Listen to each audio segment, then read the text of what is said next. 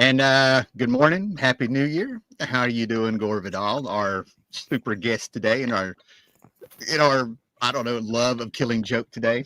So, Yeah, how's your New Year going so far? happy New Year, Tim, and happy New Year to everyone that's here. It's been going good, Tim. It's for me, it's just another day on this wonderful planet. The third planet from the sun. So, This rock, and this rock we're flying on. we're a rock, where there's more life on my lawn outside that there is in all the other planets combined. So, I think we're very fortunate to be here. Nice. And Okay, very nice to see you. fantastic. And we're starting at this is the best way to start the new year with you, of course, talking about a little Alan Moore Batman. Same. And for anyone out Happy there New Year. watching now or in the future, we started a little late because StreamYard. I've determined it is StreamYard giving us there might be some audio issues, but we're just going to power through those and not have a big thing. And I just realized I forgot this. I mean, I got it in the title. This is our part two of Alan Moore talk. So I'll have to I Yeah, may have already put the link down for our first chat, which went extremely well. That was I enjoyed it very much. fantastic. Absolutely. Everybody needs to check that one out. And Gordon, won't you introduce what we're doing today? What are we doing today? The first day of 2025 at 8:50 in the morning. Well, I think it's a good way to begin the year with a very depressing book, a very tragic book, a very sad book, and which means that the rest of the day, the rest of the year, has to be uphill. Yeah, And because we're going to be discussing the Killing Joke that was done by Brian Boland, Alan Moore. I think it would have been, you can correct me here, Tim, is 1987, I think, 1987, 88. 87, 88, around there. I think it's 88, but we'll go with 87. Yeah. And it was, of course, after Watchmen, after Swamp Thing, after Miracle Man, after V for Vendetta, books that we've discussed in a prior stream.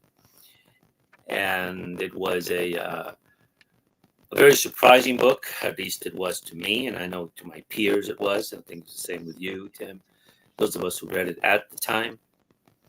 It's a book that over the years has sparked a lot of debate in ways that I don't remember having those issues back then. But I guess new generations see this book in a different light. Yeah. I've defended this book over the years. My opinions have not changed about it. And if anything, they've gotten better with it because I've reread Right. this. Like you, have you read? I have not read this book as many times as you've read Watchmen, which I think is like over 50 times, I think, in your lifetime. But Wow. I've read it enough times. And every time I read it, I see it a little bit differently. And it's a very, I know Alan Moore has dismissed this. Well, not dismissed it, but he doesn't consider it one of his best works. But, that's obviously his opinion. I've heard that from writers before, writers that I admire, filmmakers that I admire, movies that they made, books that they've written, that we all thinking, really, you don't think that's an important book by you or something or significant? But I think it's a very, well, as readers, we disagree with you because we love that book. Yeah.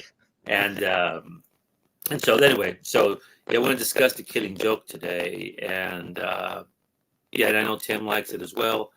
And if anybody knows anything more, Tim's the one people that know this knows more about Alan Moore than anybody that I know. And so I think, I'm looking forward to a conversation. Oh, I am too. Real quick, we got John here this morning. Be like John, thumbs up, subscribe, hit that bell. John is here from the get-go, and what did he do? He wished us a happy new year, first Happy thing. New Year, sir. And just for the conversation, for comments as we move along through here, we have Afro SF here. Happy New Year, Howlermouse and everyone in the chat. Killing Joke is okay, but far from Moore's best work. So feel free. Part of the big thing about us doing this is the chat. The people who we talk here, people read their comics. We talk about comics, assuming you've read them, and we're all adults here. So feel free to put in positive, negatives of Killing Joke. Feel free to tell us what you think Alan Moore's best work is. And I'll tell you what, I think it's one of maybe it's not Alan Moore's best work, but it's definitely one of the best Batman stories ever, even though it's Joker centric. I agree. So I think if it's all right, we'll kind of give the basic plot here, right? I'm going to give a little background as I've understood it. I've reached a point where I think I need to just go ahead and get a notebook so I can cite this stuff. I can't tell you the first time where or how or when the first time was that I read The Killing Joke, but it was 87, 88 because I sort of remember where I was living. Okay.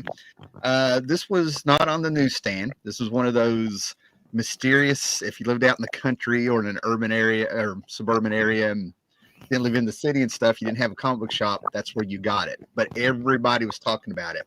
The image of the Joker with his hands and his green hair, with the ha ha ha's written over him, we'll show it and stuff, was everywhere.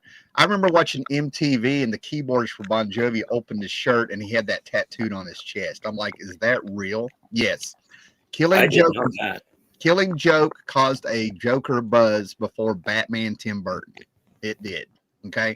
Joker, I saw Joker t-shirts. I saw the Batman t-shirts with the bowling images. I had one I found at Magic Mart, and it was from The Killing Joke. I don't know if it was a bootleg. So this book, now from what I understand with the book, Gore, and like I said, grain of salt here because I can't cite where I read this.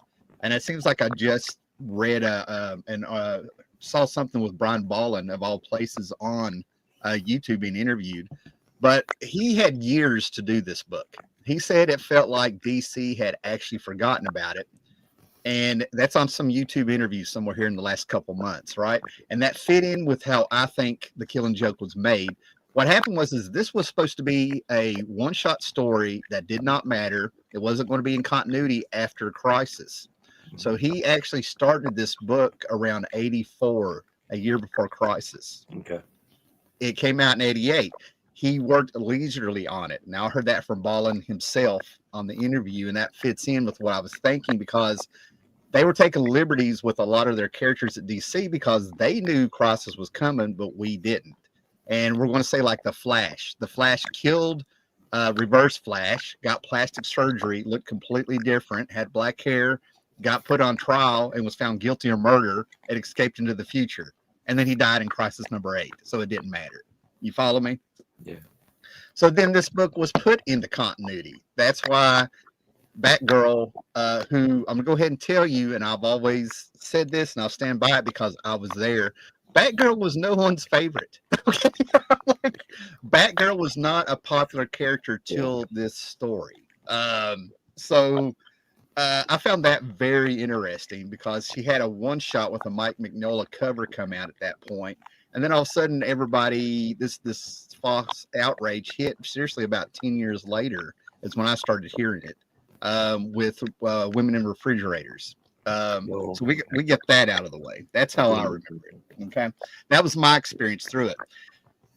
And then I'll say this, I won't go long-winded here, but when I read now to get to the work itself, I thought it was brilliant. And I think the setting, the mood, the structure of the story, the absolute artwork by Brian Bolland, I think it's a work of art when you consider what all has happened in those few pages in this story.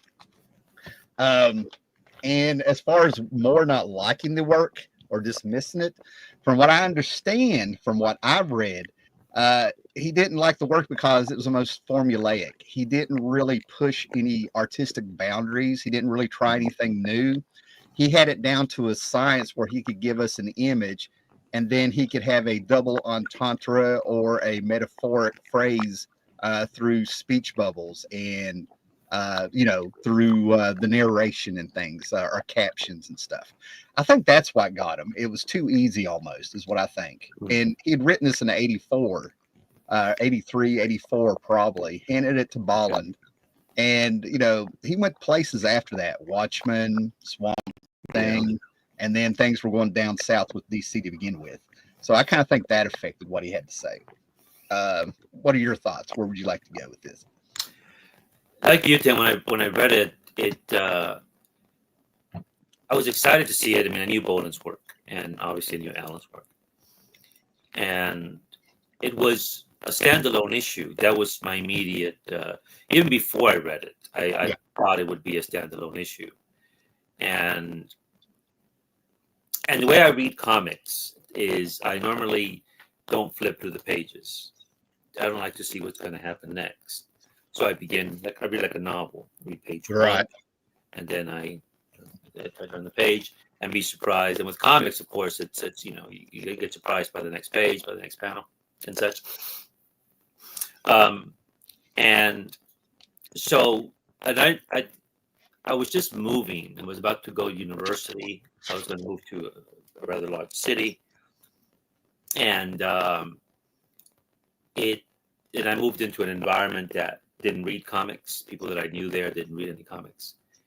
But the book stayed with me in the sense that it resonated with me because it was unlike any other Batman story I had read before. It was not like even like Dark Knight Returns or Batman Year One, and it was just entirely very different than what Denny O'Neil had done with Neil Adams, with the wonderful Son of the Demon storyline, and I found it that the pace of the artwork and the narrative was very poetic to me, the way it was orchestrated, and it was a shocking book.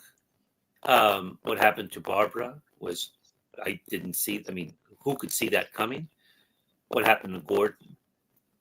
And but like you said regarding Barbara Gordon, I mean, I don't think I had really read anything. I had read some Batman books, the detective comic books, but Barbara was just not a character that DC took too seriously. They didn't utilize her, and you're right. Over the years, over the decades, including when I see videos, current videos by booktubers who have issues with this or like it, but they can't get beyond the Barbara thing. They just see her as some kind of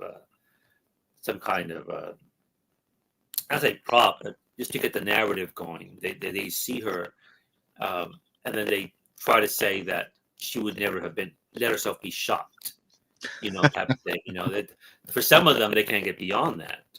And but if you look at the book, Batman can't take out the Joker with one punch. Right. I mean, the Joker, hurts him pretty bad. So you're thinking, well, if you're gonna argue that Barbara should have maybe kicked the Joker's gun out of his hand when she opened the door, well then Batman should have just knocked the Joker with one punch and that should be it. But this is a very unusual comic, and even then at the time it's unusual because when you're reading this and you already know how Moore approaches heroes in a very realistic way. This is almost like a very realistic setting, realistic comic in a way. Yeah. If something like this could actually happen, which means yes, Barbara could die, but logically Batman could die. Yeah. And so the book was just very, very different for its time, and I think I'll finish. Oh, no. You're and if anybody, the criticisms that sometimes occur with this book is, we've discussed this before, is people who read this and they see what's come afterwards, the violence, the dark themes in comics and these things. When they read this, they're thinking, oh, okay, what's the big deal? I've seen this before. No, you didn't see it before this book. Not really. Not in the Batman comic. If anything, it had one of these unintended influences down the road. right. And it's like the whole thing. You see a film, then you watch Citizen Kane for the first time, and then you're not impressed by it at all. You go, why not? Well, I've seen this afterwards. Yeah, but it all began with Citizen Kane. Those shots that you saw, the story, how it's told, they got that from Citizen Kane. Maybe not directly, but indirectly. But yes, it's a very and of course this cover here. Yeah.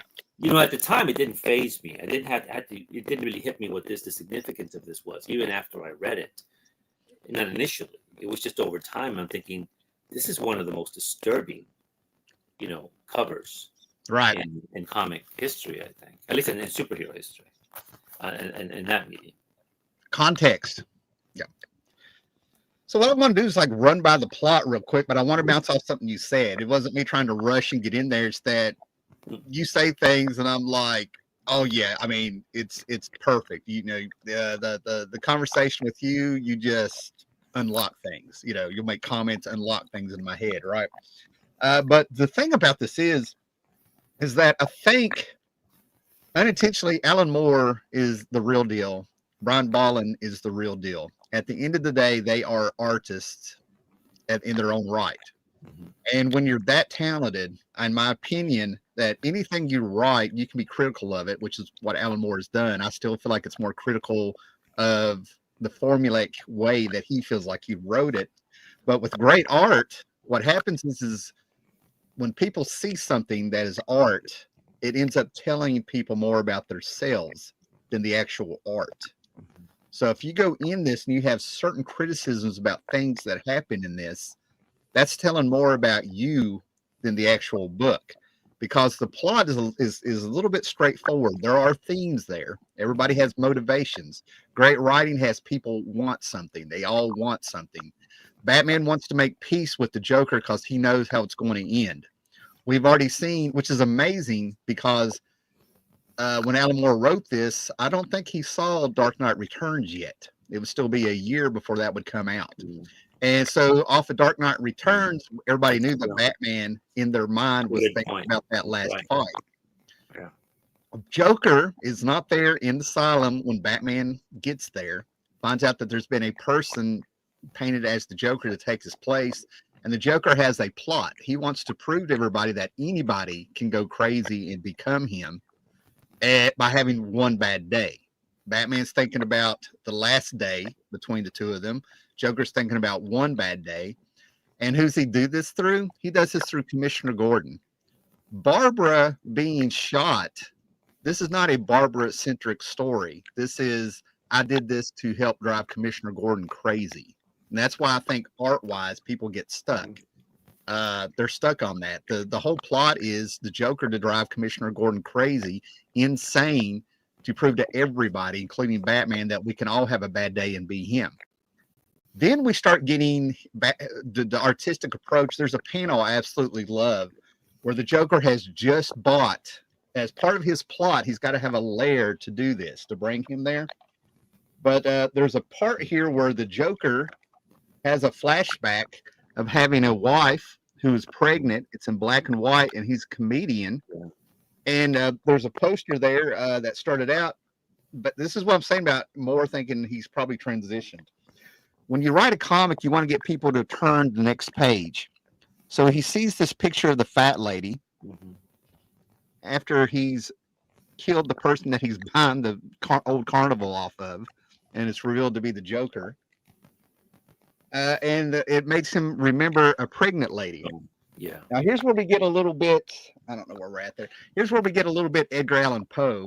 Joker is an unreliable narrator, and he, even to himself, he doesn't know if these are his memories or if he's crazy. That's the great thing about this. This may be the origin of the Joker, but it may not. He doesn't know. But this panel here, after he remembers how he actually had love in his life, he sees the clown in a reflection of him being in a clown, as a clown. As crazy as he is, there's a moment there where he is sane and he knows he's a clown. This is why I love this book. Absolutely. You don't have to read the words to follow the story. There are pictures that the panel itself is a piece of art.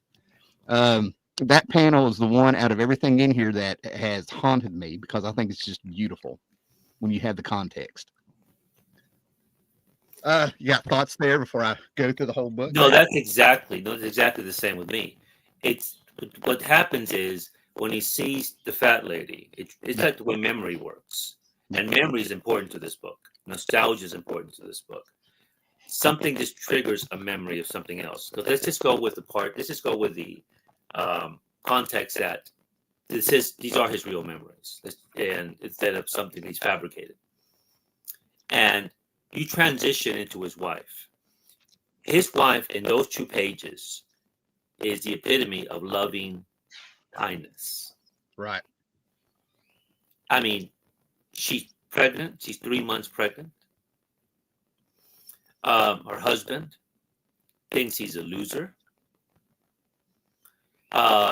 He doesn't think he's doing what he's supposed to be as a husband and now soon to be father.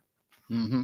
And the way Brian draws her face, you don't see any bitterness, you don't see any resentment, you don't see any disappointment in that face. Their apartment is a little bit disheveled, but she doesn't seem to care about that. He does. He wants something better for her and all things, but those things are not important to her. Yeah. So you have here a man, who's on the brink of just of collapse, but he has this beautiful wife. I mean, let me rephrase that. I mean, she's pretty the way she's drawn. She's not conventionally beautiful, but she just seems like a very beautiful person, and she loves him. She believes in him. Yes, that's right. She believes in him. Yeah. Unconditionally loves him, and that's what makes this so deeply painful for him. Yeah. Because one thing in this story is just that, like those panels you said you showed, is that her memory is constant in him from the time he falls into that water, is transformed. And right before that, Tim, you remember this, is when he has that red hood over his face and he's thinking about Jeannie. He actually calls her by the name. Yeah. She was like a dream. He remembers walking through there. I don't know if it suggests that's where he met her, at this place of work, but he's thinking about her. Yeah. And then this happens. And her death. Her death is she's 3 months pregnant. And she dies. I wrote it down. It was it's electrocuted. Baby warmer or milk. A baby bottle heater, right? There was a short. Yeah. So she dies. If she had not been pregnant, she wouldn't probably have died. And if you notice, when he's taking Gordon up, he's got all those baby dolls. Yeah. Those naked baby dolls all up there. Of that child that was never born. He has that there. Right. Gordon has no idea why they're there. If anything, it's just a Joker doing this, right? But I think that's purposeful, and the memories that he has is these painful memories that he has are just too much. And that's where the thing about the madness. Yes, that's what I think about the madness, Tim. I'm finding if it's questionable. A person who's insane does not realize they're insane. And he seems to suggest that, you don't get even. When you hurt inside, you don't get even, you get mad. But mad has two meanings. Madness, insanity, but also anger. And I'm beginning to wonder, is that he has decided to choose to be insane, but he's not insane. And he wishes he probably was insane. Because if he was insane, that you're another person when you're not in control of your reason, when you're not in control of these things. But he's aware that he is. Just like Batman, because he seems to argue that him and Batman are very similar, right? Now, you found a theme in there I've never really noticed before. I can bounce off that. Yeah. Batman is not insane, but let's just pretend that he is. Let's say Batman goes, I'm mad. I'm insane. That's why I do what I do. My parents were killed, and this is what I've become. I dress like a bat. I terrorize criminals. I use all my money for, to do this. And because I'm insane. Batman will say, I am not mad. I'm perfectly, I'm in control of my senses. And I think the Joker, thinking about this, he's not insane. He wishes he was insane, but he's not. He seems to choose. He says, he tries to maybe Gordon either to snap and become insane or to change Gordon's moral code. There's a book, I was thinking about this in a way because when I was at university, I was reading the Marquis de Sade. De Sade wrote most of his books when he was in prison, before, during, and after the French Revolution. One of his most famous works is Justine. Justine is a virtuous girl, very kind. And she's sent to a nunnery. And at the nunnery, terrible things happen to her. The nuns are sadists. The priests are sadists. Everyone is just awful. She tries to help somebody, they betray her. Whenever she does something good for somebody else, Right. they just they're just horrible to her.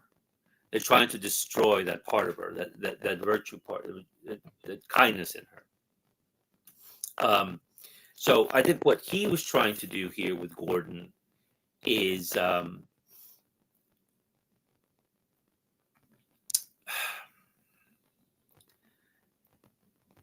basically break him, because what he does to Barbara and how he does it, and how he humiliates first Gordon, and then when he shows them the pictures of Barbara in a very humiliating state.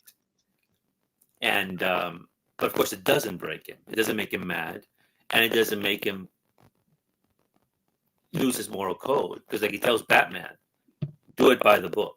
Yeah, I was going to bring that up. Yeah, do it by the book. So yeah, I rambled on. Let me walk through the plot for everybody there, just in case, because you're hitting. Yeah, I know exactly what you're saying. I know exactly where you're going with this, right? So basically, what it is with the plot, just to pinpoint, just kind of bullet point, it is Batman shows up at Arkham. He wants to make peace with the Joker, because how it's going to end. They're flip side. He's figured out they're of the same coin. Alan Moore has certain things there. You need to look at the artwork that Boland put up there, because he used Two-Face in a panel as Batman is walking through the asylum, and nothing is wasted in a good story. Yeah. That is Joker and Batman symbolically. Bingo. Okay. Exactly. All right. Absolutely. Yes. Okay. So he gets in there and finds out that he pours his heart out, saying, we're going to end up killing each other. We need to do something now. As he's playing solitaire. Even the game solitaire means something. But Joker is in a freaking world of his own. There is no game with two people. Okay. So all of a sudden, Batman reaches over and finds out it's a facade. The joke is on him because this person is painted white, has a green wig. The police rush in because Batman starts to get a hold of him, wanting to know where Joker is. And when they say, don't you harm a hair on, if you harm a hair on his head, it's over for you, Batman. He's like, here, you can have it. It's still the Joker. The whole point about the Joker, no matter what anarchy, insanity, or anything he does, it's got to be funny. And that's what a lot of people miss. Even Heath Ledger made it funny. Okay. That's what people miss. That's when you've gone too far with Joker. When you lose the funny and he just cuts his face off. That's not funny. Anyway, sorry, went on there, right? So the Joker buys a old carnival. Of course, he kills the guy, and it makes it funny because the real estate agent or the owner of it is sitting there playing on a pink elephant that you go back and forth on, a little kid's ride with the spring. I know that means something. And that's where we start getting our first flashback, the hook. We still haven't had that moment that really starts the story, whatever that's called. So we start getting an unreliable narrator, and the Joker, as we've been talking, thinks back to his wife, his pregnant wife, that one day that made him insane, and he's going to make somebody else do it. So he gets approached by a gang who reveals the Red Hood has been making the papers. And I have the story that Alan Moore pulled this from. That's the Red Hood. Red Hood is making papers. The Red Hood and his gang. Turns out the Red Hood is hired people while the criminals, the real leaders of the gang, are the ones really profiting. They're going to pin everything on a non-existent person. He wants to back out, but that's not going to happen. And he's eating crayfish. He's eating crawdads while they're doing this. That means something to pulling the legs off of them. These are mean, cruel people he's talking to. And the police somehow find him in a bar, which I kind of found odd. Talking to these people, let him know that his wife, died from the bottle warmer, which I think he bought, and as his career is sinking, he's not making anybody laugh but his wife, and he doesn't want to do this.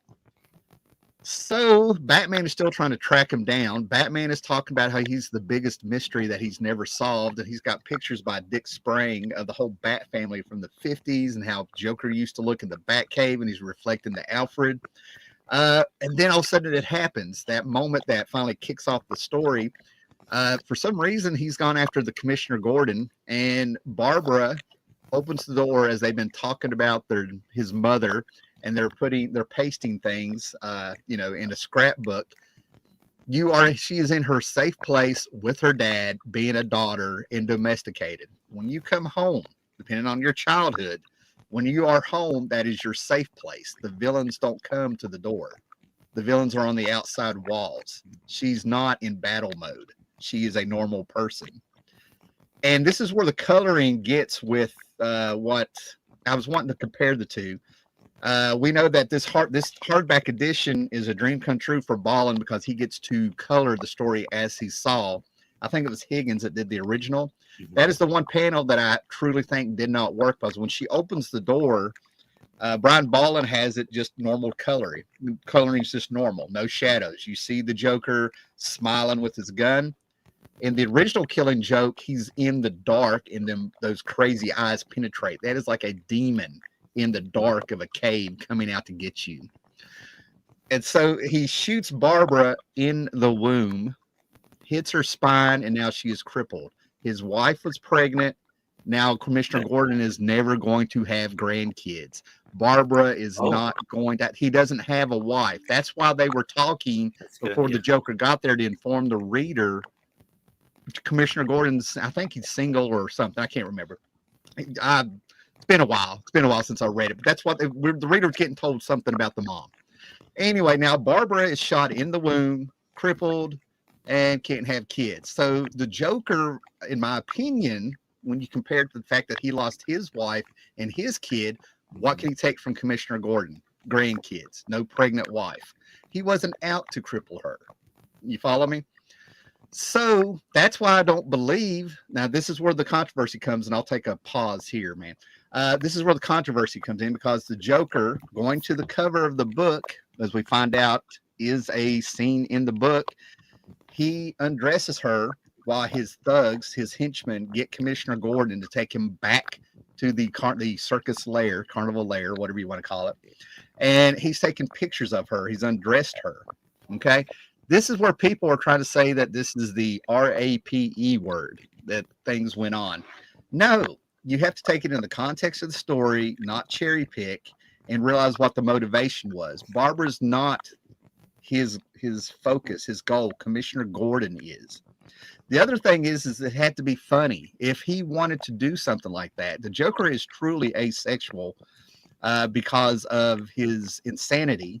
But the other thing is now we have motivation that he only loved one woman and she was taken away from him. That's the pain that he is trying to be the Joker and be funny with. You follow me? Mm-hmm. So none of it makes sense. It's a cherry picking. I feel like it's a political. How can I say this? I'm just trying to, I'm trying to be nice here without going off on a big rant on something like that. But people had reasons for wanting to see that. They saw what they wanted to see. And that's why it's important to read these things in context. All right. So we'll kind of stop right there and see what your thoughts are. And I just realized, I'm going to show you this. I forgot this. This is how much I love this story. That's the picture that everybody had tattooed on their chest in Bon Jovi. Oh, sorry. I'm sitting here talking, and my train of thought was about to go because I had the Joker staring at me. I'm like, oh my God. Yeah, the Bon Jovi part, I had no idea. Yeah. None. I watched MTV a lot back then. Yeah. I didn't see that. Tim, this is why this book is the layers of this book, but it's just like the way it is with Alan Moore. I had not thought about what you just said, but I always found it curious of where he shot her, because you're right, that is in the room.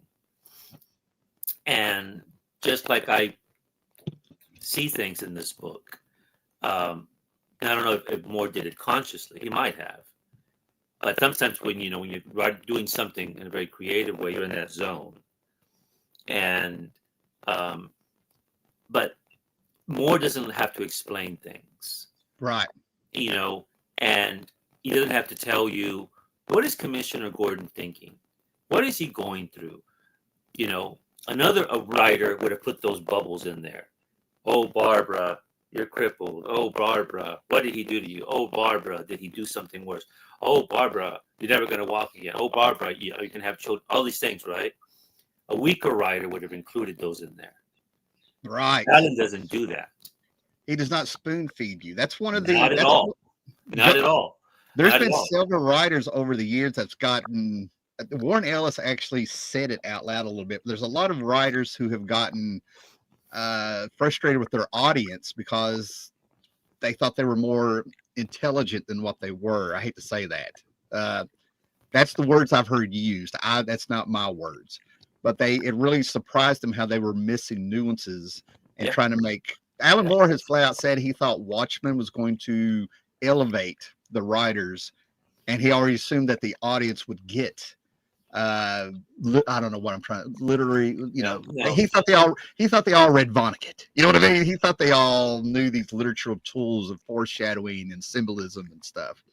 And it kind of bothered him that it seems like they took all these other things out of the comics. No, you trust the reader. No, the writer, he writes what you trust the reader. Yeah. And I've been rereading the American Flag comics by Chaykin, and Chaykin himself have said, he wants the reader to work at it, and if they don't like it, that's too bad. Right. Sidetrack on Mr. Chaykin, is that this is actually, I like this, Tim. I mean, I've now thought about it. This adds another layer of torment. Right. An absolute another layer. And the violence in this scene, not even the undressing, is those panels reminded me of when Miller was doing Daredevil. That was one of the criticisms, because how are his fight scenes, how are people getting shot and stabbed different than other Marvel and DC comics? What is Miller doing in his panels that's upsetting people? Why are they saying that comics are violent? No, comics have always been violent, but how is he doing it?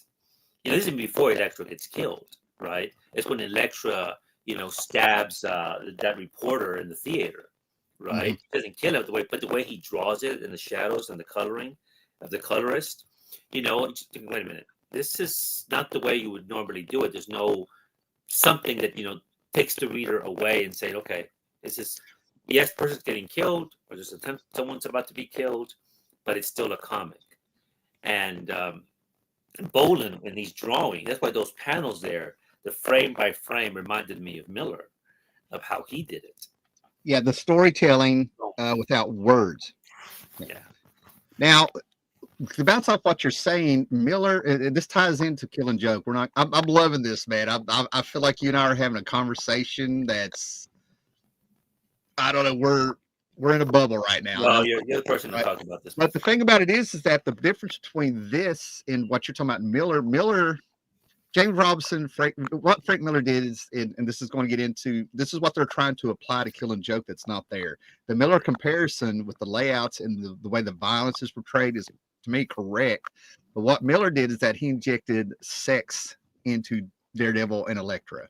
Okay? Yeah, that was an issue back then. Yeah. The size of Elektra are phallic. Yeah. When she's killed by Bullseye with her own sai, and he's holding her up and he stabbed her through the stomach with her own weapon, and the sai's coming out of her back, that's extremely, I hate using the word phallic, but we know what we're talking about, right? Yeah. Now, with this, you were talking about how Moore doesn't spoon feed everything. Barbara Gordon, as he's taking off her shirt, asks him, why are you doing this? And he tells her, see, he's going to focus. Yeah. To prove a point. Yeah. Right. Moore has covered all baselines here, in my opinion, for you to have the story like what you're talking about. He doesn't say what the point is, but there is a point. We know to look for one. And if you read the book, you'll understand, Barbara, you're just a tool for me to drive your dad crazy. You see what I'm saying? I'm proving a point that anybody can have it. That's the main focus of what he wants. the Joker wants this. He wants to prove somebody else can go insane if they go through what he went through. Thus, why that scene has been misinterpreted for years. You know what I mean? He lost his wife, he lost his baby. What can I take from Commissioner Gordon? His daughter, like I lost my kid, and she will never have a baby because I've shot her in the womb. He wasn't out to kill her, or he would have finished the job. Right. Yeah. Yeah. Yeah, and that makes more sense in the sense that, that's another layer of meaning and why he has those dolls, those baby dolls, as Gordon is going up. Because, at this point, even Gordon may think that maybe she's dead. I mean, he doesn't know if she's been found. He doesn't know that the neighbor found her. Gordon's thinking, this is the last memory I'm going to have of my daughter, seeing those pictures. And Gordon doesn't even know he's going to be killed by the Joker. I've been reading a book about Stalingrad, a novel by Vasily Grossman. And he was a reporter during Stalingrad, and he wrote this novel about Stalingrad. His own mother was killed by the Germans, and the memory haunted him because he said the last person his mother saw was the executioner. But I know my mother was thinking of me, but the last man she saw was the man with the machine gun. Yeah. This tormented him, Vasily Grossman, for the rest of his life. He never overcame that. So this is just a very realistic, and when you think about it, about Gordon and what the Joker's actually doing. And it's a carnival. A carnival is a place for family. Because why did he choose a carnival to do this in? A carnival is a place for family. You don't go to the carnival by yourself. You go as a family. And the carnival is wrecked. It's falling apart, but it's a paradox for him. It's perfect. Yeah. It's perfect. Because I'm a man who's been disillusioned. The way the Joker is at this point is up is down, down is up. You've expanded it in my head because, like, I was ready to jump in there. The carnival is symbolic of his mind, which is why there's so many freaks. But now that you said that's where you take your family and your kids and things, and he's come in and he's darkened it up with the circus freaks, for lack of a better word. Like, why did he set it there? Could have been anywhere else. To bounce off your baby doll observation. Yes. Look at the lackeys that he brings in to get hold of Gordon first thing. There's the baby dolls in his throne with the kids dead. And look at what he brings in to be dominatrix over Gordon. Little impish, perverted baby doll people. I don't know. Oh my gosh. Little dwarfs of some kind, Yeah, I don't know. Little perverted hobbits, little golems. We'll call them golems. I don't know. Oh my gosh. Okay. And that something had written about here is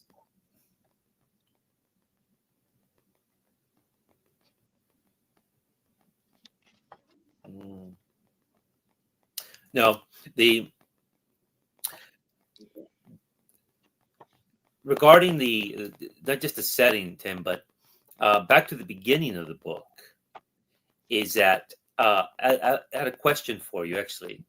Is two questions, Tim. The book begins with a very determined Batman. And of course, throughout the comic, you never hear the word Batman. You heard Bruce, but they never call Batman. I've never noticed that. And I don't know if they actually and Bruce arrives, and the point about Dent is brilliant, because you see Commissioner Gordon in that panel. He turns and he looks at Dent. It's almost either the reader or Gordon is thinking, well, actually, no, he's not, but in the sense of the duality of Harvey Dent. And there's two questions. Number one is, what are the antecedents for this? What was Bruce Wayne thinking about to motivate him to say, I have to have this talk with the Joker? Now this takes place. You know, he wrote this in '84, right? That's what I'm assuming. Yeah, because it was Right. pre-Crisis. It was supposed to come out before Yeah. Crisis. When did Starlin kill off Jason Todd? 87, 88. There's a 87. lot going on. There was so much going on after Okay. Dark Knight Returns. Okay. Year one, followed by Starlin. Yeah. Okay. So I guess it says something has triggered Bruce. Right. And the thing is also, what triggered the Joker to do this? What crime was he in? Right. Why was he in Arkham Asylum this time? Oh, well, yeah. Why was he there this time?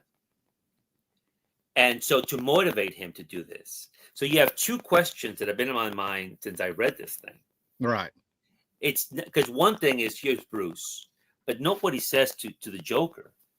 He says, it's not if one of us is going to keep each other, it's when. Yeah. There's an inevitability to this. It's almost like in philosophy, it's determinism. It's going to happen. And he uses the word, I'm not going to kill you. He uses the word murder. Right. Murder. That if I, basically, Batman says this, if I kill you, it will be murder. Now, granted, Batman doesn't kill, right? So when Gordon tells him, Batman, get him by the book. If you've noticed, when Batman is in the hospital room with Barbara, yeah, and Barbara, he goes, "It's me, it's Bruce," and she says, "He's taking it to the limit now, Bruce." You didn't see his eyes, yeah, or something, yeah. He's taking it to the limit, and now he has that Joker card, right? Yeah, he crumbles it. Jump to he rescues Gordon, but Gordon is not a broken man. He says, buy the book. But then Bolden has that panel, and Batman is just rushing like this. He's a man. I think at this point, he knows what he's going to do. He knows what he's going to do. Right. And it goes into that ending, that ambiguous ending. Is the book begins, at one point, something's going to happen. Look what the Joker has done. Now, the book is called The Killing Joke. When Batman and him are talking at the end, and right before the Joker tells his last joke, there's that panel it's a sinister looking panel of the way the Joker is looking at Batman. And then he smiles and tells his joke about two lunatics in an asylum, which is how the story begins. We circle back. There's two lunatics in an asylum. Mm-hmm. Then he tells his joke. He tells this joke, even of what he just did. If Batman lets him live, because what he just did was horrendous. I guess I've answered my question. He can't let him live. He can't. So the meaning, the killing joke, that's the joke. Mm-hmm. Maybe Batman might have let him live if he hadn't said that joke. And regarding the Joker's humor, he's a comedian, but no one's laughing at his jokes except for his wife.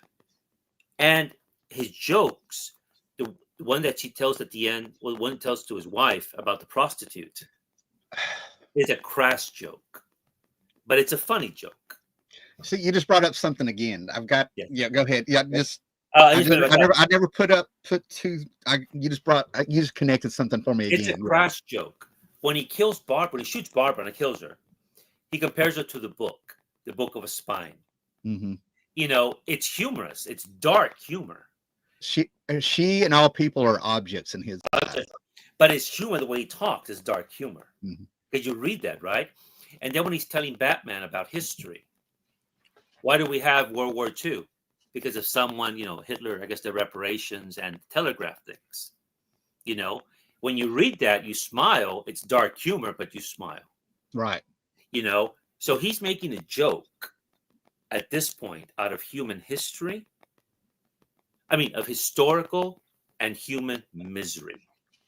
Those are all his jokes at this point, and they work because there's Right. truth behind those jokes.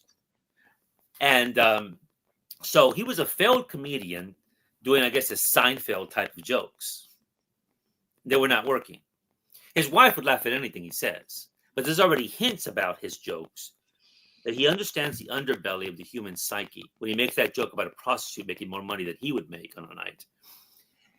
And then I'll think, because whenever he talks in this dialogue, whenever he talks, his humor is embedded. I mean, is filled with this type of something, something human or something historical, and he makes a joke out of it. But he says something truthful in it. Right.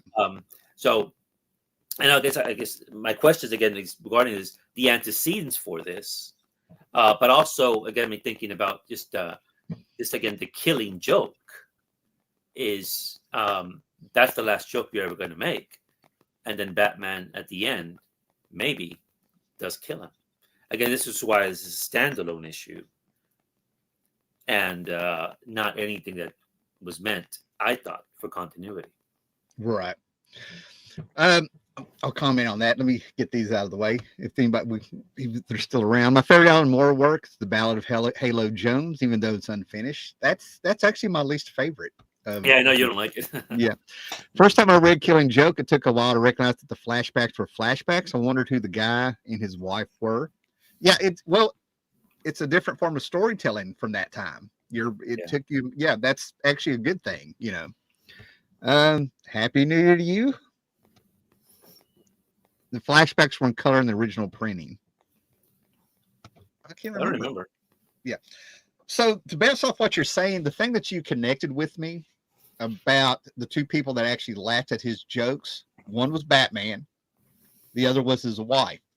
Now we're getting into this two things here. When you're on stage, you're putting on a performance. Okay, you're trying to be funny. But when you're with someone that you're relaxed and intimate with, your real self kind of comes out and you're naturally funny. And who's he done that with? His wife and Batman. So see that I'm going through these little sections where Batman is trying to get an understand. It's almost a husband and wife theme now. Because there's this whole scene. I tried to find a page to see if Batman says why he decided to go now and do this, the antecedent. And he's looking at Alfred saying, or talking to himself, and he is saying, all these years, and I don't even know him. I don't even know his real name. But they both hate each other.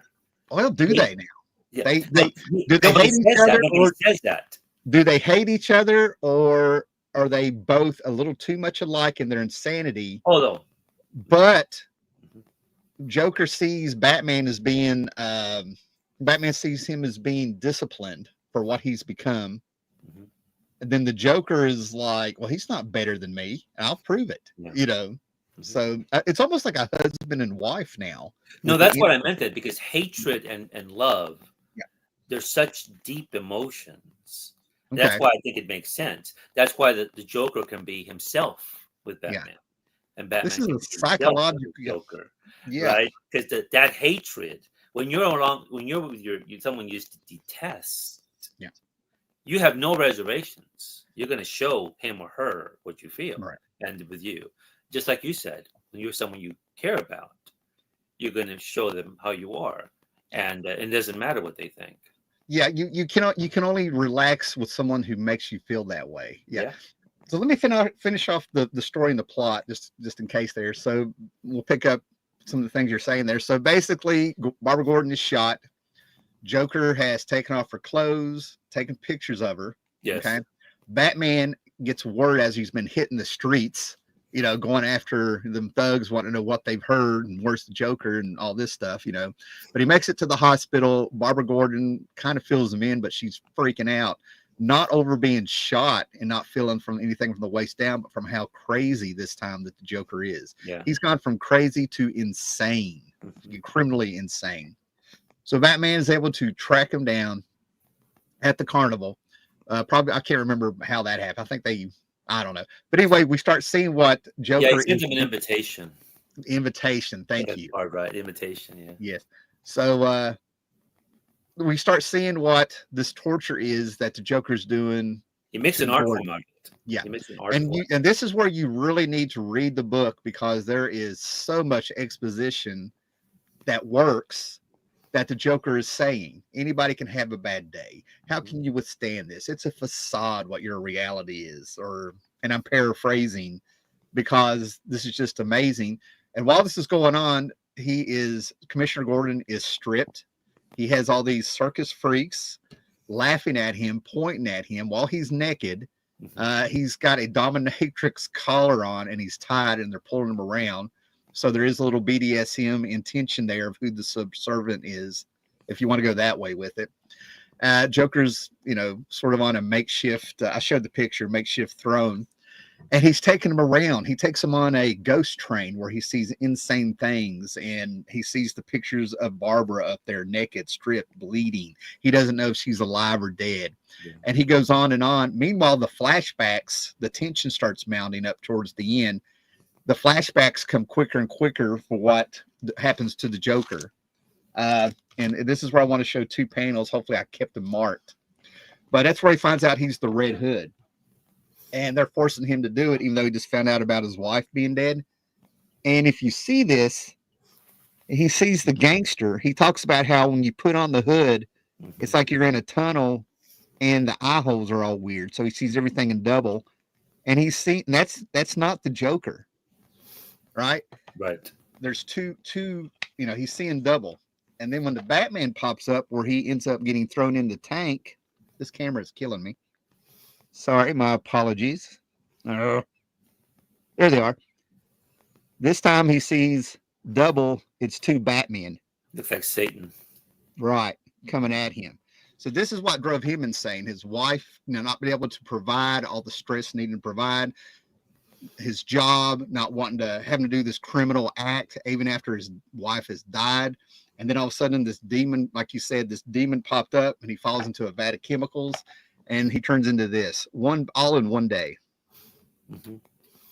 So now Batman has jumped in, and now we're wondering, is Batman going to kill him? He pops up in his original Batmobile, by invitation.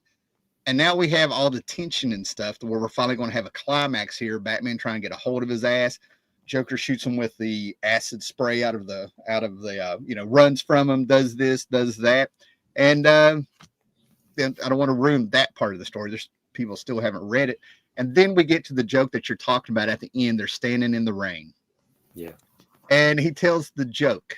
And the Joker's, Batman's reached the point where he's like, help me. And like you said, Commissioner Gordon said, do it by the book. Everybody's wondering if he's going to kill the Joker finally. So they're standing out in the rain. And, after all the fight's over, he's like, well, won't you let me help you, to paraphrase. And the actual joke is that there was these two lunatics on the roof of an asylum, and there's a river between them and freedom of the city, and they have a flashlight. And you can correct me, I'm doing this by memory. Yep. And he says, I'll tell you what I'm going to do. I'm going to shine the light. You walk on the light beam, and then when you're on the other side, I'll throw you the light, and you can do the same for me. And he just won't do it. And Batman's like, why? And he's like, because you'll turn the light off me halfway through. Halfway over. Now that joke actually worked. He also used it wasn't Pagliacci and Watchmen. Alan Moore apparently has a sense of humor. The joke of Pagliacci, I guess it's a joke, but in this one it was real suitable because it made me think of the Frog and the Scorpion and all these other things, right? So basically, to me, Joker, the difference between everything is Batman wants things to be something better between them so they don't kill each other. But the Joker's already accepted what he is and what he's going to stay and how it's always going to be. And that's why they start laughing on some intimate level. And toward Batman puts his hand on his shoulder and you hear the sirens coming, and it ends with, and actually this is where the hardback kind of fails. If you have the original one, like you and I both do, and then you see the original graphic novel one shot, the inside panels are a close up of raindrops. Yeah. And that pans out, to the rainstorm.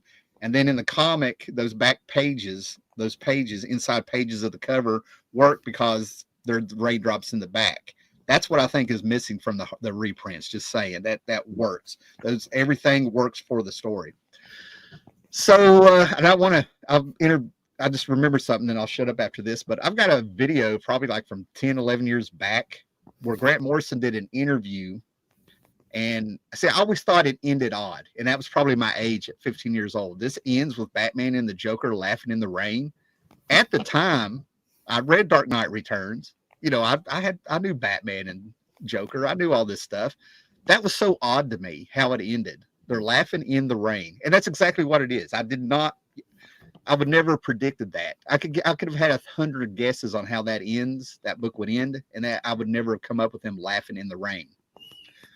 So Grant Morrison came up with the idea where he said Batman had taken the poison hand dart that he killed the dude with that owned the carnival. He said there's a panel there where he steals it, and he says that Batman reaches up and touches Joker on the shoulder while they're laughing and poisons and kills him, and that's why it ends there. And everybody, I'm not joking, I have the video up where it was my response to that, because everybody on YouTube started making videos. We'll say 98% of people at the time, 98% of the people jumped on there like they knew this the whole time, like this was common knowledge. No, it was not. And I made clear to everyone that my opinion was I just thought it ended odd. I thought it ended weird. I never thought that.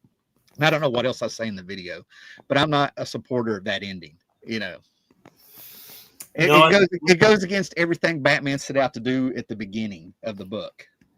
Yeah, I don't know. I mean, that's I mean, it's an interesting theory by Grant, but there's nothing really in the panels or in the stories that suggest that.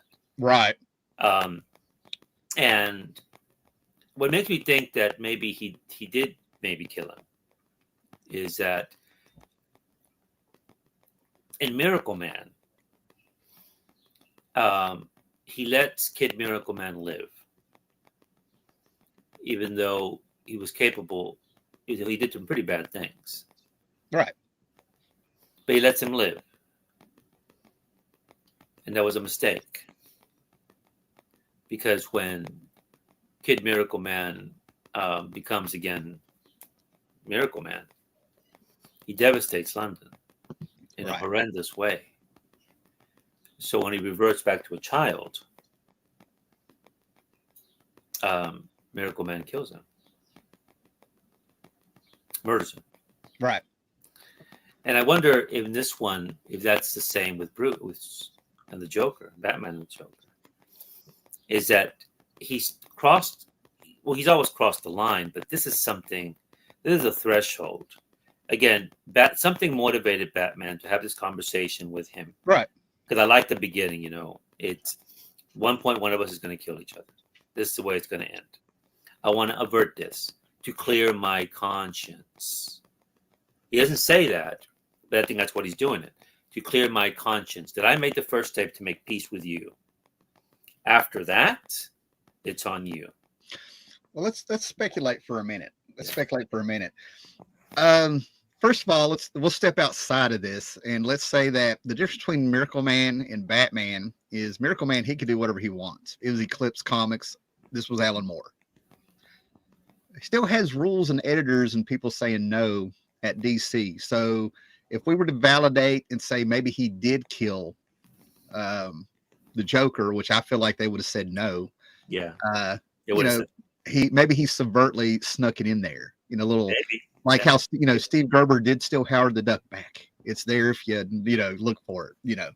So we can say that. Yeah. Now let's talk about the antecedents, right? Batman in life, if I'm really thinking about this like in real life for a minute, I have watched movies, I have read a book, I have sat during lunch and ended up people watching a little bit and like, man, I better step up and do something. You know what I mean? Like I've been inspired just by seeing the mistakes of others around me, just to get this conversation. A rule of writing is if you're doing a short story, you want to get as close to the ending as you can with the reader and get on to the point of your story. So I kind of like the idea that this picks up right there at Arkham Asylum with it coming in. And why did this have to happen? I could probably project and think of. I don't think Alan Moore could top anything we came up in our imaginations for each individual reader. Just to get to my point, does that make sense? So it's kind of like Charlie Brown not kicking the football. I thought the last cartoon of Peanuts should have been Charlie Brown finally kicking that football and finding out it didn't really mean anything. But now it means more that he never did. And with this story, if we have questions about Killing Joke like that, what brought all this on, I think it means more to each individual reader if they go there than what Alan Moore could ever bring up. You follow what I'm saying? Absolutely. I am picturing Batman sitting around. He was watching Zorro on TV at late night. You know, he didn't go out one night, no bat signal. And all of a sudden, Butch Cassidy and Sundance Kid came on. And he was like, oh no. I like to think he saw some old movie that he hadn't seen since he was a kid. Make him go, oh yeah, I might want to do that. Well, I like this, Tim. I'm sorry to talk about. Did you continue? No. Wasn't Zorro the film that his parents and him? Yes. Okay. Yeah. That's why I go straight to Zorro. Yeah. Those painful memories. Yeah. You know, that nostalgia. Nostalgia is actually not a very good thing. Nostalgia is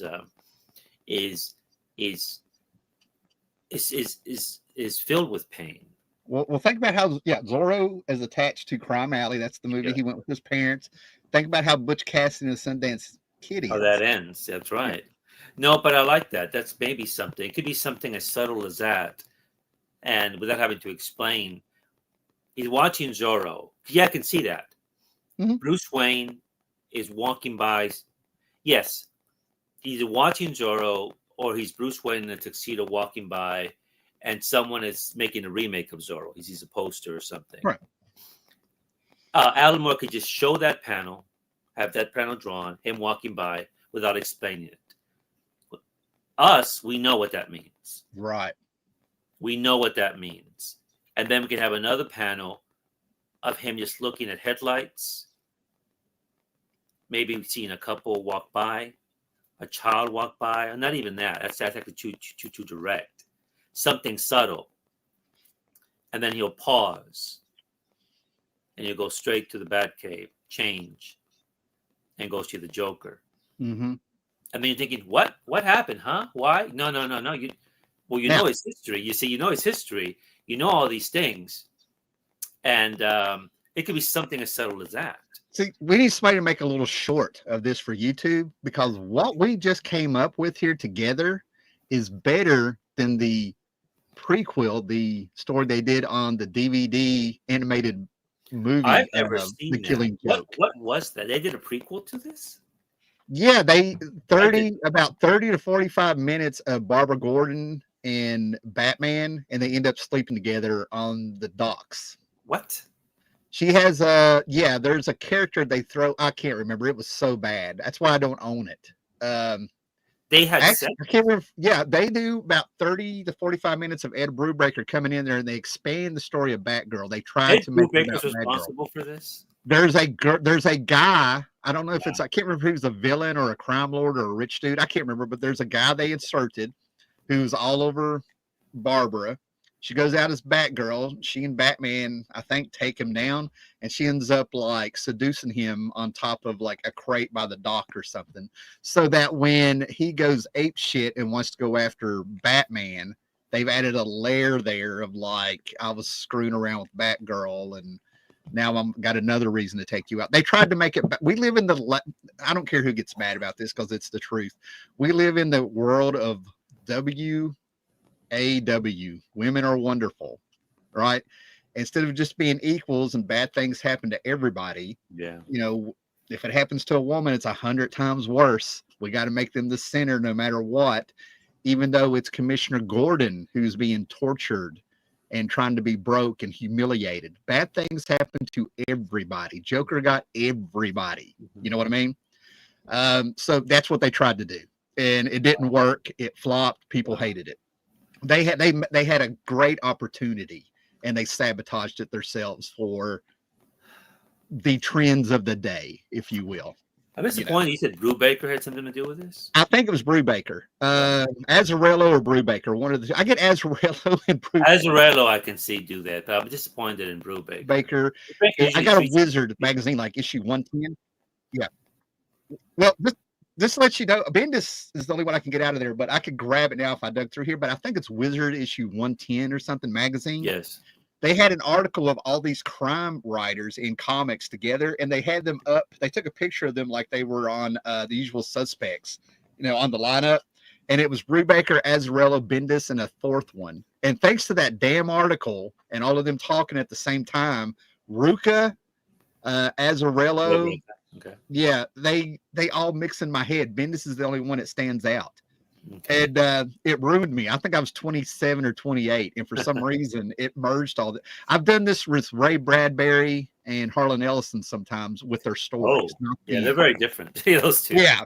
Yeah, that's okay. I do that sometimes too. I say I acknowledge it as some weird quirk that I don't understand, but it happens, So it's actually very disturbing that they did that. I don't know why they did that. I mean, maybe maybe that's why, but it's just absurd. And just to make clear, is I do not want to know what the antecedents were, but it makes me think. I don't want to know the answer. Does he kill him at the end?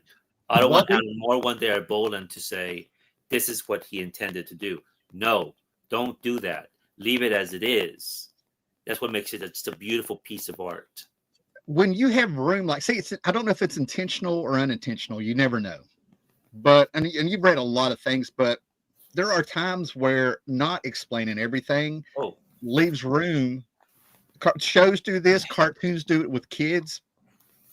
There's room for you to make it a personal story to get those answers. You don't need everything explained. It would be great to know. I get where you're coming from about it'd be great to know what got these two characters going at the same time. At this particular moment, what made Joker want to do this and Batman want to do this at the same time? That's an interesting question, But like I said, what we just came up with, I think makes the story personal, and we did better than the pros on that one. I hardly ever say something like that, but yeah, that would have been I think that would have been better on the DVD of just having, what you said. I'm picturing Bruce Wayne recreating the scene. If we're going to go this far with it, it goes back to he's in the smoking jacket. He's sitting there in the dark. He's in his chair. He's got the big Gothic windows, and he's like, "How can there's superstitious, cowardly lot? What can I do?" And the bat comes through his window. I'm recreating that scene, but he's watching Zorro, and then it goes into Butch Cassidy, and he's already emotional. And then he sees how Butch Cassidy ends. He's already, stuff messing with his head, and then all of a sudden he's like, "Oh no," and he calls up everybody. "I need to be at Arkham Asylum now." The same rainy night. As soon as he's seen the movie, and he's thinking while he's driving. Yeah, I like that because good Butch Cassidy, both of them. Now they're both friends, but they're both but they have the same fate, the same end. And no, I like that, Tim. I think that's a pretty interesting idea. I actually like it. We got a Pulp Viking here. I haven't heard from him in quite a while. How are you, buddy? Oh, hello. Check out his channel. He sprackly puts stuff up. So, I want to show a few books here. Yeah. Okay, this is Batman 213. Yes, if you can just elaborate on that one. I think I did a video on this because I read this when I was like 5 years old, and that thing I was talking about, the imagination filling in gaps. This has the story of Clayface in it. And I'll get to the Joker part while this is, all that stuff. But there's a part in here with these are reprints from Silver Age and Golden Age stories, and they tell the story of Clayface. And there's a scene in there where Clayface is in a cavern and there's a lake and everything. And in my little kid mind, this page, the story went on for about a page or two in my mind in that cave. One panel. My little kid mind expanded that story. Like I can still see the page to where I thought it was real. But this reprints the story from the 40s of the Red Hood. Okay.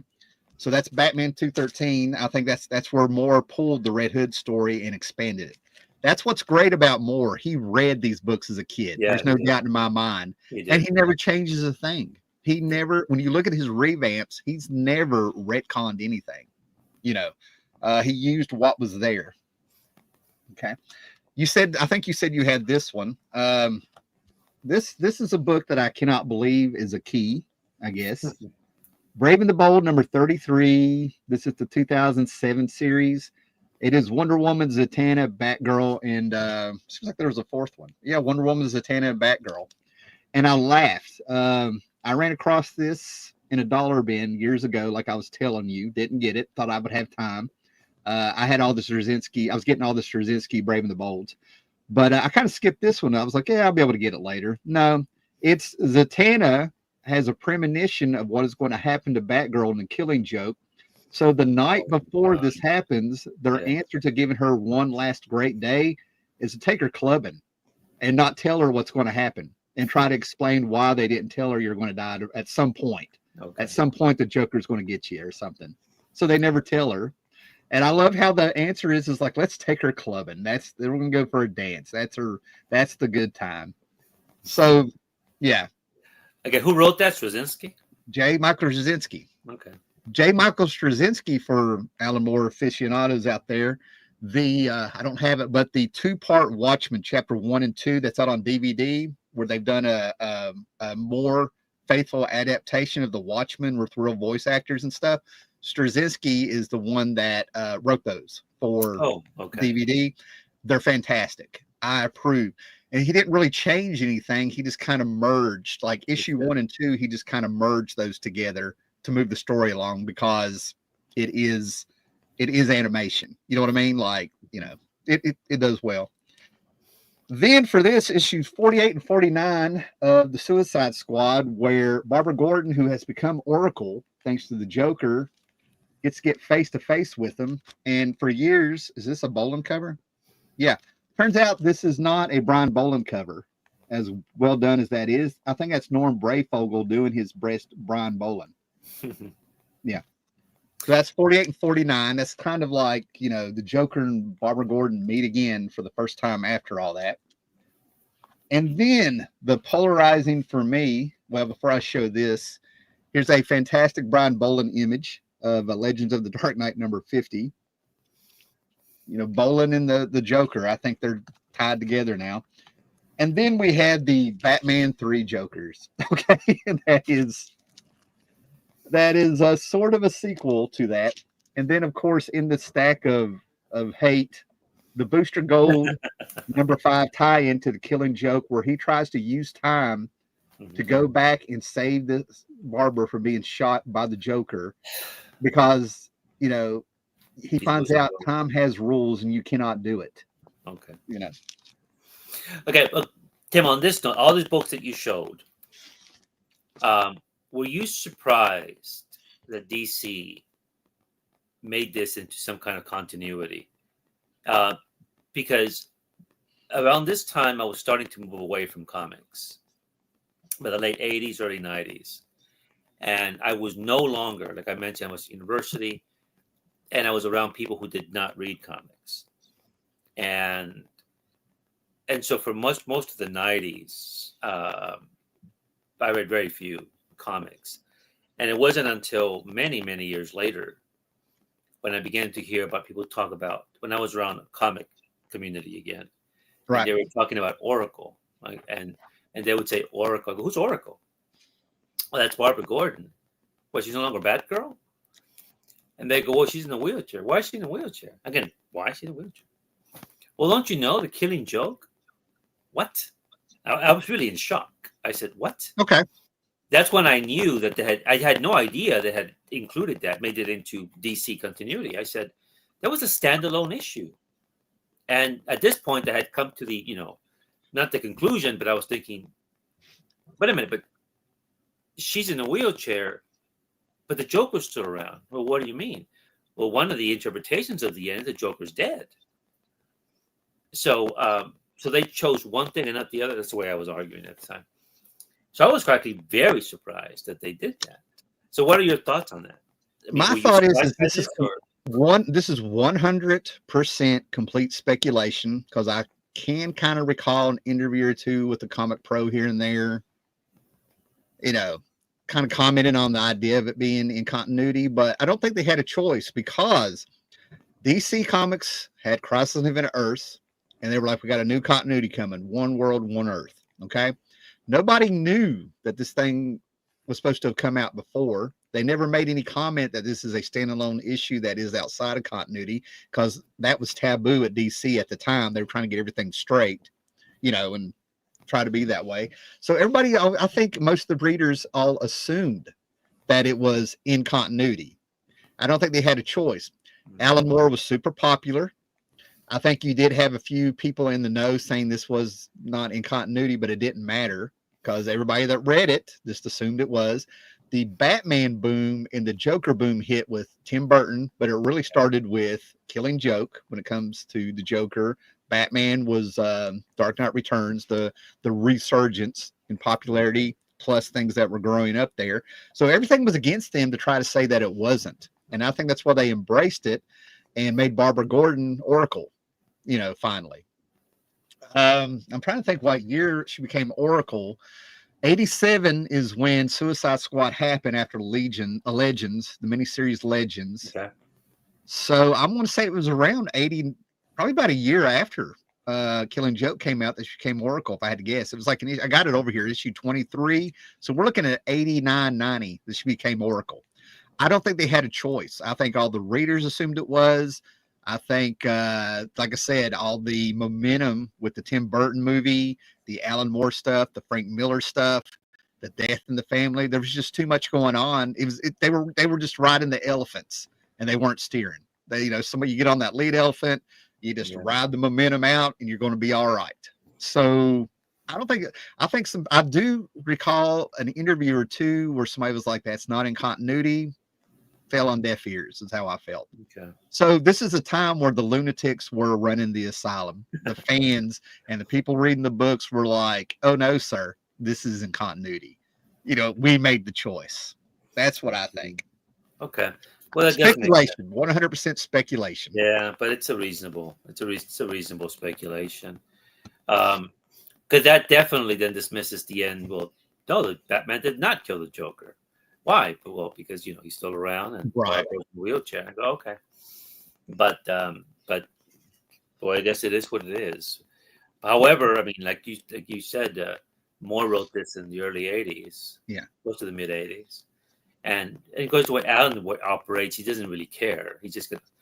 I mean, because my understanding was that Bolan wanted to do this story, a Joker story, and that Alan, I think it's in the afterwards to one of the books that I have. And Alan wrote this, and they went with it. And like you said, it took a while for Bolan to get the pages done. And then it came out, and it was a big splash and all these things. And you're right. The ambiguity, if even though they did give Alan Moore, I guess, free reign, I think even Alan Moore knew, or no, I think I have to correct myself. I saw an interview with Bolan. He said that around this time, right before the book came out, Alan had issues with DC. Yeah. You know more about this than I do as to what was precipitating that. But Bolan did say that Alan wanted to take this even a more extreme direction, but he didn't. I don't think he's allowed to. Yeah, I don't know what he meant by that. And I wonder if that goes back to your point. Is the extreme where he actually does show him. Let's say he did want to kill him, right? Or something with Barbara or with Gordon, something more explicit. But I think you're right. It probably comes down to Batman. Yeah. Batman would be shown doing something that Batman wouldn't do. Actually murder somebody, and maybe he was going to do it in a way where it would be very clear that exactly what he did. All right. But then he changed it and did it in a very subtle way so that the DC editors will think, okay, they're just laughing at the end.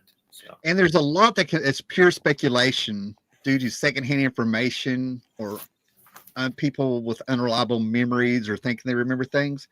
So if we did, and that's why I'm real careful making comments like I'm about to. If it was anybody else but you, I wouldn't be doing this, right? But there's a lot going on around the time that this book came out. And the only thing that really throws me off is when he wrote it. Okay. So he pitched Twilight of the Gods. They didn't want it. Okay. If you know, Twilight of the Gods basically was his. They've done something where they've done that, but you ended up having houses of Shazam, House of El. It was set in the future. Think Kingdom Come by him. Something's going on where they pulled from that here and there and stuff over the years, right? But I think they turned that down, that pitch down.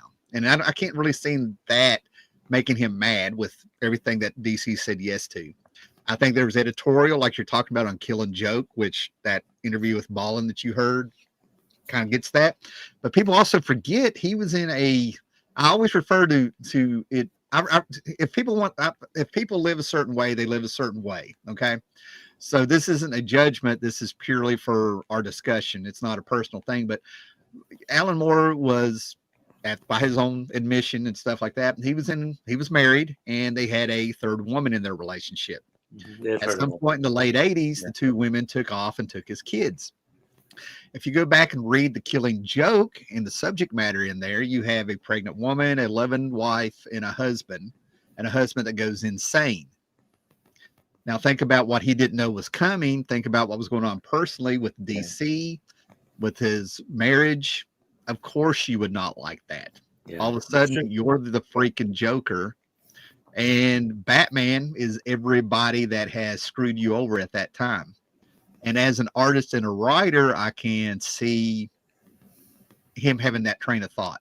Now, this is all 100% speculation, just putting this together for this conversation. I'm not saying that's what happened, but I can see him not liking a lot of his work of the 80s due to what was going on personally and professional. Okay. That's reasonable, Tim, because it makes me think of a interview that Bill Sienkiewicz, you may have seen it, and that he did on his channel. And they were asking him about his early years on Moon Knight, first how that happened and such. And he says he got the Moon Knight gig. He had just gotten, well, first before that, he said he grew up on a farm, and he goes into an anecdote how much he loved animals. Yeah. And that's why later on he became a vegetarian, because whenever he sees a pig or a cow, it was, too difficult, because again, they were his friends. He talked about when he was a little kid, all these terrible things happened to him at the same time. He lost his baby teeth.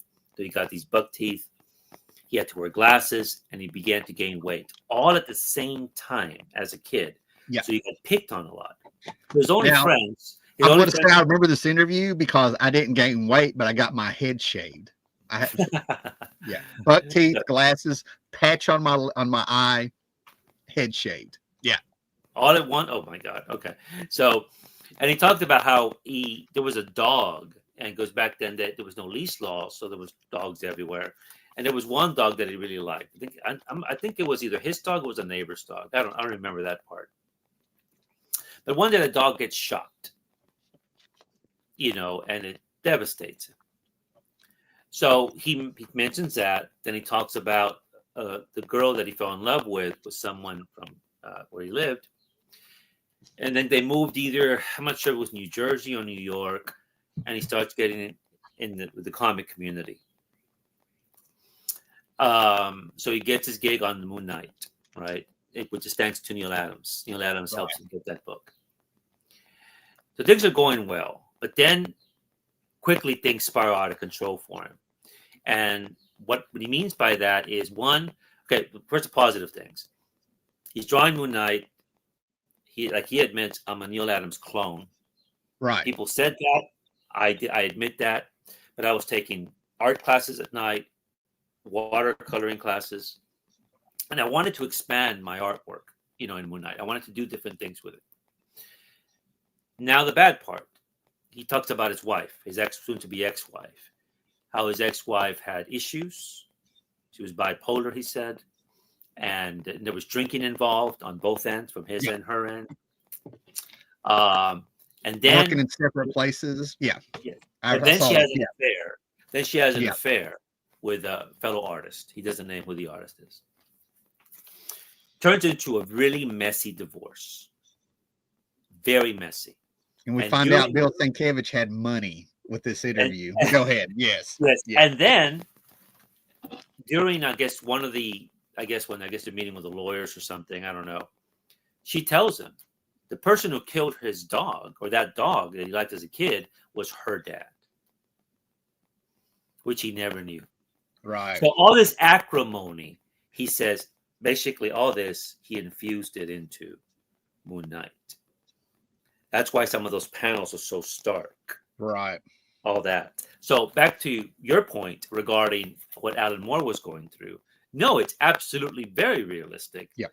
That stuff is going to affect you. It's going to create your creativity.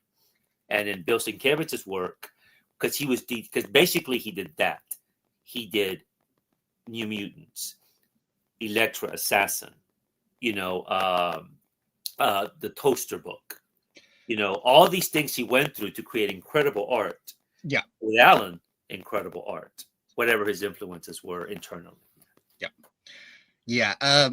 I've said it here for years because it's my loves have been music, not just, it actually goes music, comics, and then the books I've read. All right. And the books I read was influenced by what was around the house. It was a lot of Remo Williams' Destroyer. And one of the first books I found for me, Elric and things like that, I still read those things, still love them.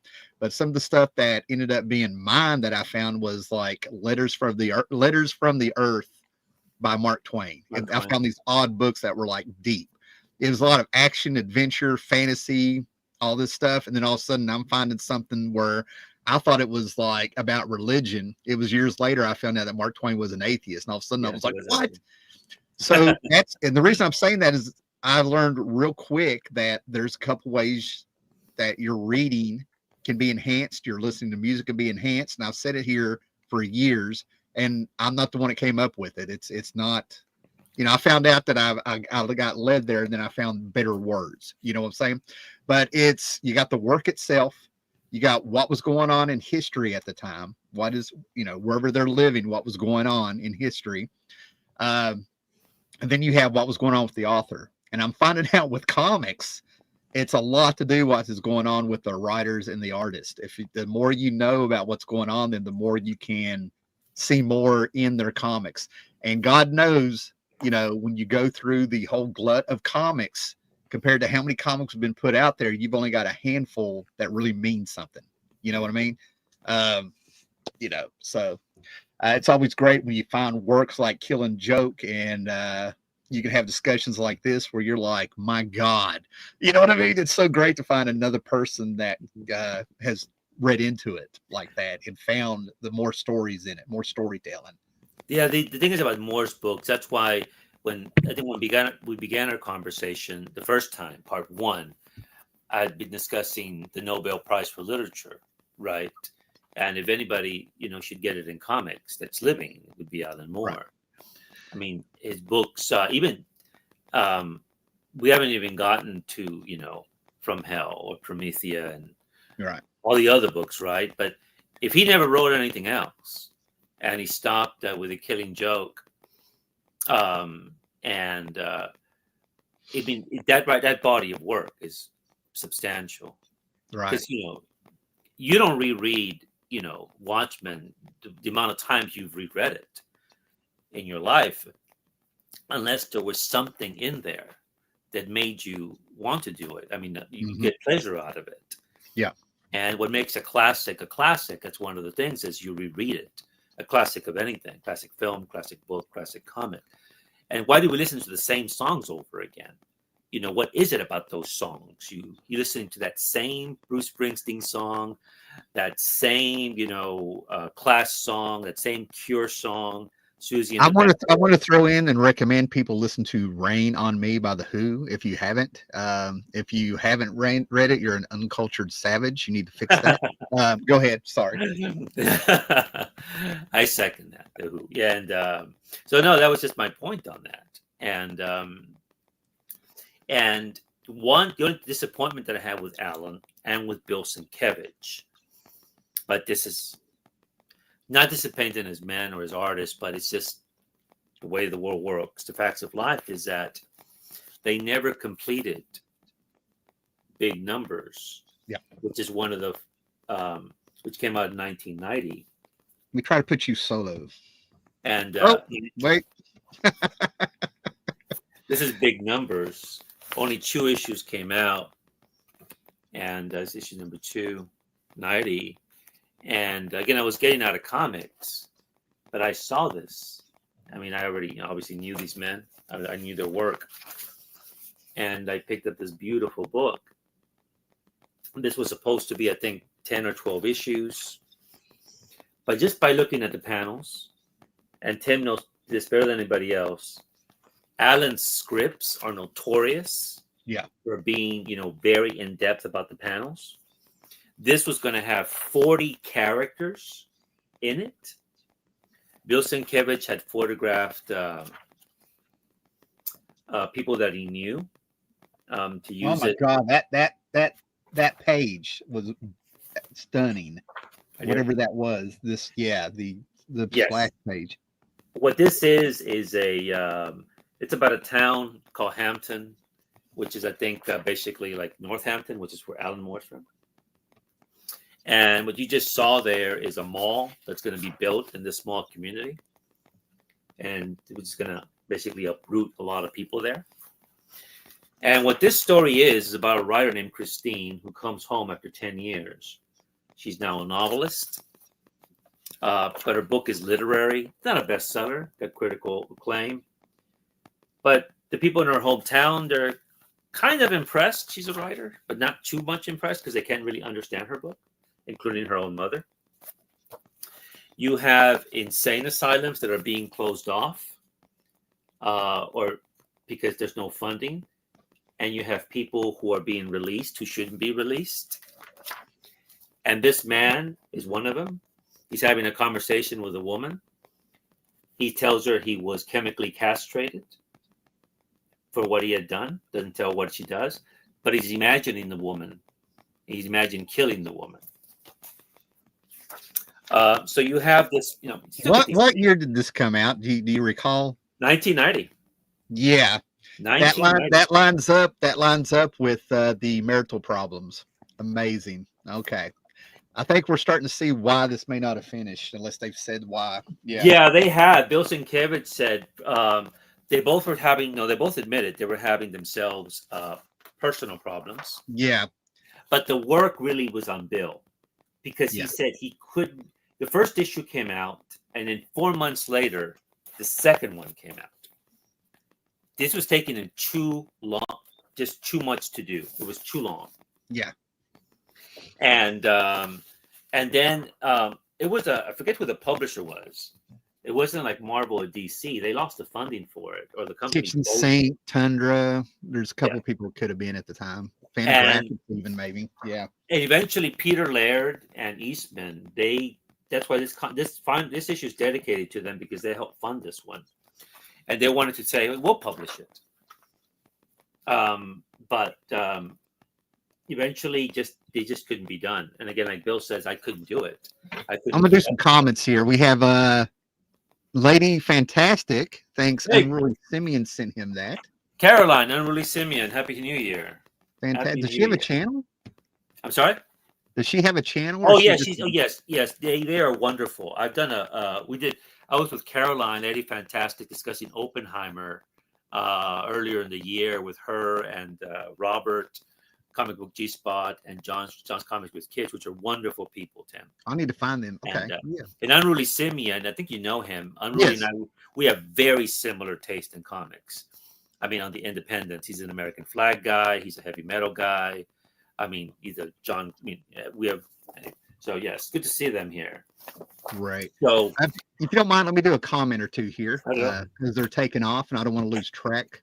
And by all means, we don't have to know. We don't have to put those up. I think Frank Miller for me is better than Moore. Not saying he's deeper, but there's something sharp and primal about Miller's work that spills on his art. I want to say right there. Excuse me.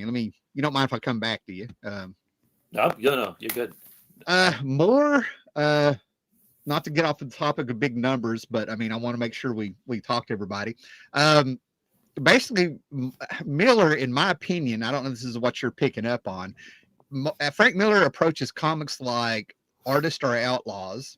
What better place to be an outlaw where there should be no censorship? And he feels like a lot of people who do comics related magazines and things like that or at one point he did, are comics should be a pure form of art. We're outlaws. We are the rebels. He thinks he's James Dean of comics. Neil Adams said he needed discipline when he interned under him. And that's what Neil Adams did. Neil Adams told him he'll never make it. His stuff is stuff to make him stick around and get discipline. So what you're seeing is a wild rebel alcoholic at some point, putting out comics where he thinks, they're doing something artistically. And I'm not saying this facetiously. I'm just trying to give you the bullet points. Frank Miller's a complicated man. And he's somebody that I saw the benefits of his artwork and his storytelling years after it hit. I came in late to the game, number one, because of my age, and I didn't see it until Dark Knight Returns. Ronin is the one that made me see what Frank Miller is more than Dark Knight did, if that makes any sense, the more personal story. So I think that's what you're picking up on. You have thoughts on that? No, I mean, I can understand the sentiment, and I wouldn't disagree with it. If you can, I mean, for me, I go back to both of them. I reread their works, those early works, all the time. I reread Born Again over the summer. Yeah. I reread Electro Assassin over the summer. It's just you just keep going back to those. I got to tell Bill Sienkiewicz that his artwork hits me like when I look at H.R. Geiger work, and I hope you take that as a compliment. Yeah, definitely. I'm sure he did. I also let him know that I can't finish Electro Assassin because of how his artwork affects me. It does something to where I don't know. It's too abstract. That's the one that's just, it's Frank Miller's story. Something about those two on Electro Assassin, the abstractness, I can't do it. It literally makes me so uncomfortable. I feel like I need a shower. It's fantastic, sorry. This goes back to Sienkiewicz. This is why Miller-Sienkiewicz calibration was so powerful. What we're talking about, probably the pain and their personal lives. Causes Miller stories to be so raw, Sienkiewicz art to be deep, and a mixture of both is powerful. Lady Fantastic jumped in there, I think. Okay, a lot of these are from her. I was going to say, I thought I had a bunch of comments upload at once. It was crazy good, not finished. Everybody is saying hello. John J. Muth. Yeah, John J. Muth, yes. I just, earlier in the year, I went down the rabbit hole with him. Videos, watching him, everything. I really went down the rabbit hole on him. I'm glad I crawled out. Lady Fantastic.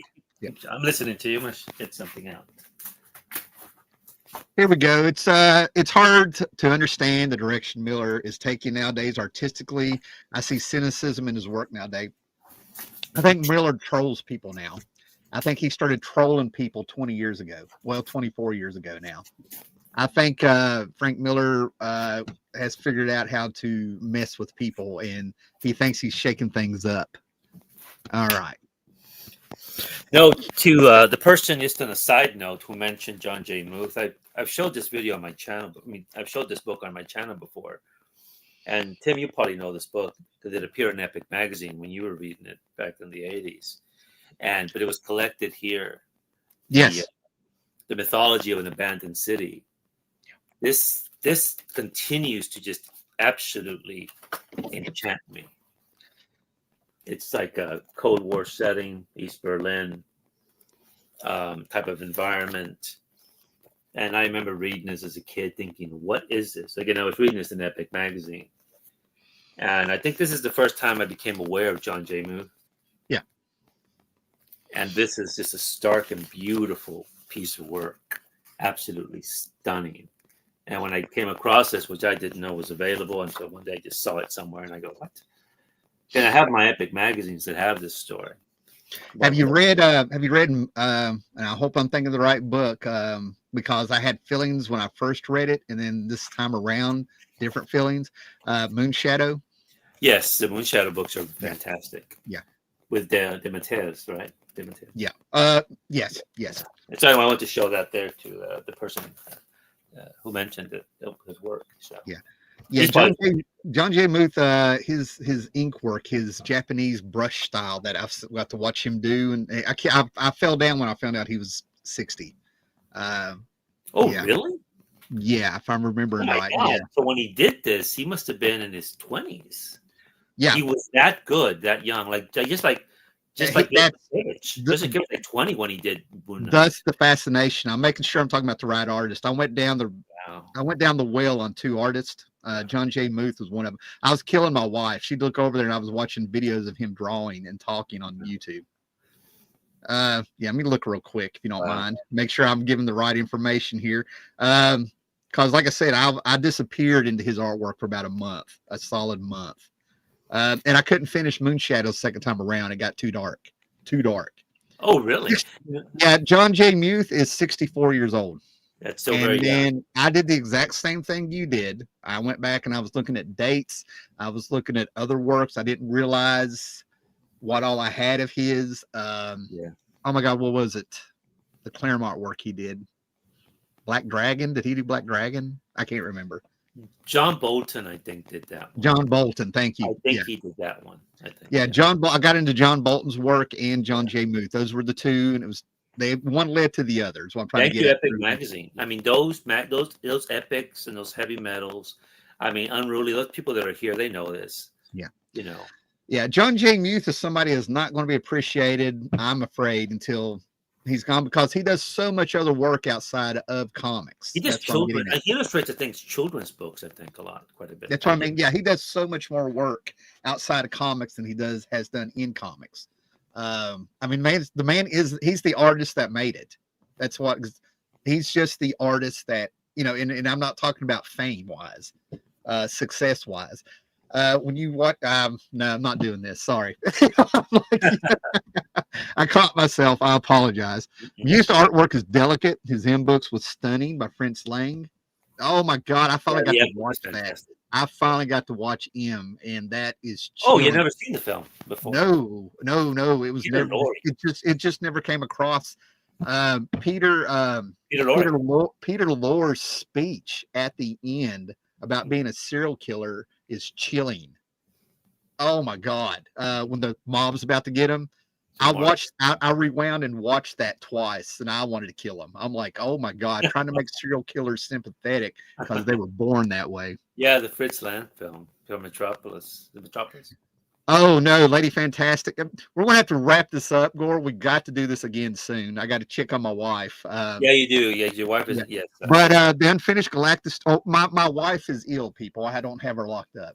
But anyway, the Unfinished Galactus story by John Byrne. I found the script online, like everybody else. That's a tragedy in the making, considering that John Byrne is in his 70s now. That needs to be completed and finished. I don't know if you've dabbled into it, but John Byrne, to me, has the heart of a sci-fi writer, is what he really wants to be. He he got existential with the last Galactus story. It was fantastic. Epic Magazine again. Yeah.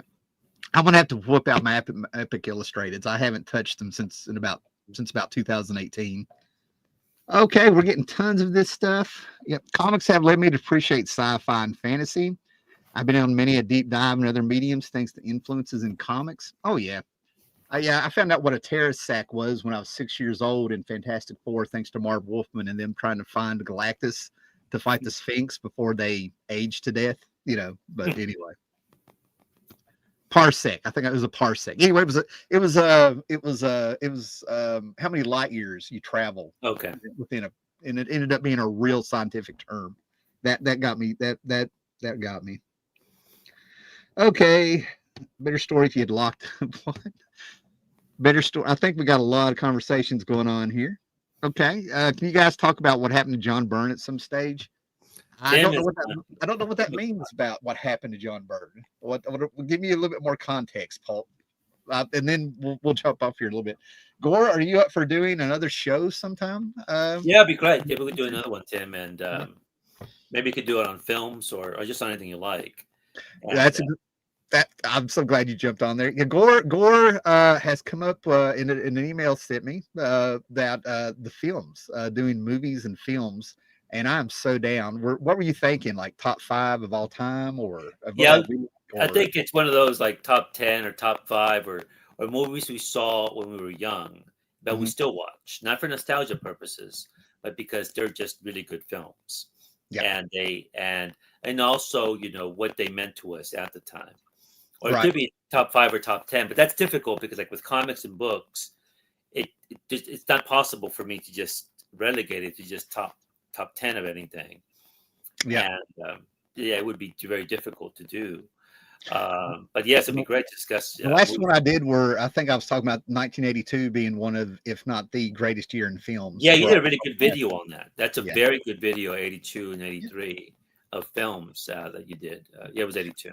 Well, I'll tell you what, think about exactly what you want to do. You email me, we'll set it up, and we can go on there. And just to let you know, I've got the Reservoir Dogs, the Band Apart logo for Quentin Tarantino tattooed on my back. So yeah, I have the Band Apart logo of the Reservoir Dogs tattooed on my You like the film that much? Wow. Yeah. Pulp Fiction is my favorite Tarantino movie, even though he might have one I didn't think was that great.